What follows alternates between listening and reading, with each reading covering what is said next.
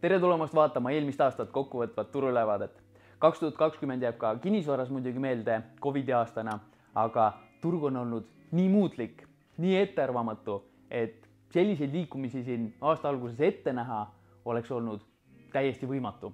Kui me nüüd numbreid vaatame, mis siin aasta jooksul Tallinna korteriomanditega tehti, siis 800 tehingut pluss 6 on ajalooliselt juba nii kõrge tase, et seda teades vaatame 2020 aasta algust, siis siin juba aasta algas väga aktiivsel turul.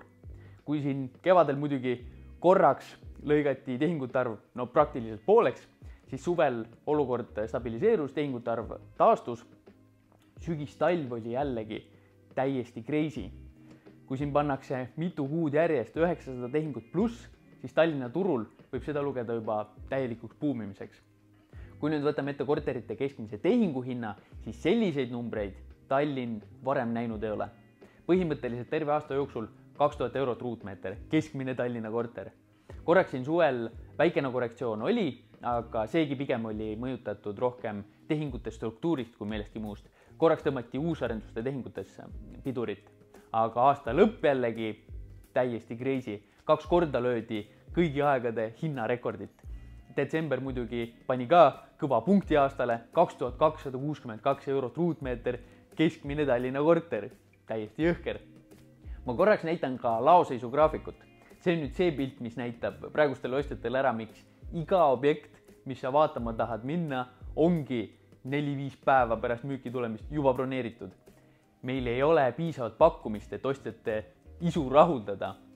Laoseis on praegu tulnud alla siin 5 kuu peale, peaaegu isegi 4 kuu peale. Sellist asja ei ole Tallinna turul ka varem olnud, viimase 4-5 aasta jooksul vähemalt mitte. See tähendab, et kui praegu ühtegi pakkumist rohkem enam turule ei tuleks, siis selle tehingu aktiivsuse juures, mis praegu on, see 900 pluss tehingut kuus, sellega oleks meil järgneva 4 kuuga kogu pakkumine müüdud. Ühtegi korterit ei oleks enam turul. Kuna täna nõudlust on rohkem kui pakkumist ja laoseisu number liigub ainult allapoole, siis ainus loogiline asi, mis saab juhtuda, müüjad müüvadki 2-3 nädala jooksul enda korterid ära ja hindadel on ainult üks suund, kuhu liikuda, üles. Ja me näeme, et seesama trend 2020 aasta alguses ka jätkub. Ma tegin paar päeva tagasi just ühe video. Miks turg üldse praegu nii aktiivne on? Esiteks nähti, et tarbimine tegelikult seisma jäänud, majandus tegelikult seisma jäänud. Praegu see odav raha, mis turul liigub, mis siin prinditakse, see tegelikult just võimendab seda tarbimist. Inimestel jääb ka rohkem raha kätte praegu piirangute tõttu. Väljas käia ei saa, reisida ei saa. Kui sa oled enamus ajast niikuinii kodus, siis saadki elamistingimusi parandada endal. Teiseks, vajadused elamispinnale muutusid.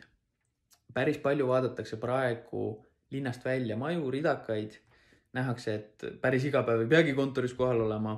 Vaadatakse palju ka sedasi, et ühte tuba juurde, et endal ikkagi mingi kodukontori koht oleks. Elamispinnale vajadused muutusid. Kolmandaks, päris palju ka need, kes panid endal tehingud eelnevalt pausile siin kevadel, suvel, siis need on nüüd turul, vaatavad, kurat, ega hinnad odavamaks küll ei lähe, tavai vaja juba see tehing ära teha. Ja nii ongi.